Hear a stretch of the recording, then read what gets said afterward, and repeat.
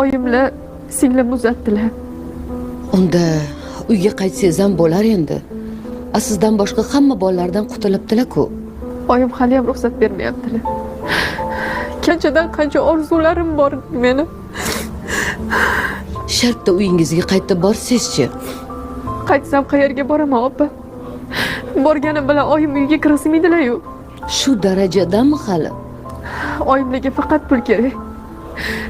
Meni o'ylamayaptilar. Yoshim ham 35 ga qarab ketyapti. Kuniga 20 soatlab ishlayman. Kunduz ofitsiantlik qilaman, kechqurun idish yuvaman. Mana shu pul deb qo'shni binoni pollarini artib faroshtlik ham qilaman. Bunaqa tinimsiz ishlayversangiz, ertaga nima bo'ladi? Bilmadim, opa. Hozirdan sog'lig'im yaxshi emas. Belim, keyin boshim og'riydigan bo'lib qoldi. Oxir nima bo'ladi bilmayman. Shu yoshgacha ko'nglingizga yoqadigan inson uchramadimi? Uchradi. 25 yoshimda. Mana shu yerga kelgan o'zbek yigitlardan bittasi edi. Ismi Akmal. Oshpaz. Uylanmoqchi bo'lib qo'limni ham so'radi. Toshkentga, ya'ni uyimga sovchi ham yuborgan. Akmal aka. Akmal aka. Ikkita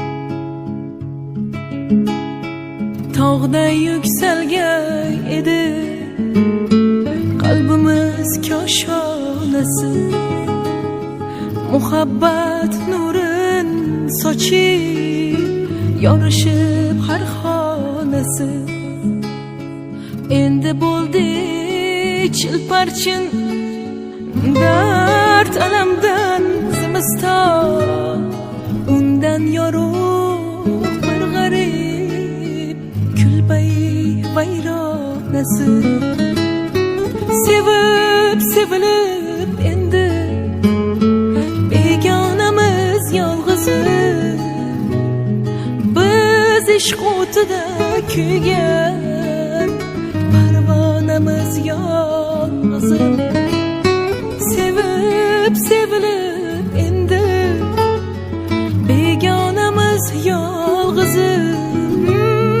biz ishq o'tida kuygan parvonamiz yolg'iz.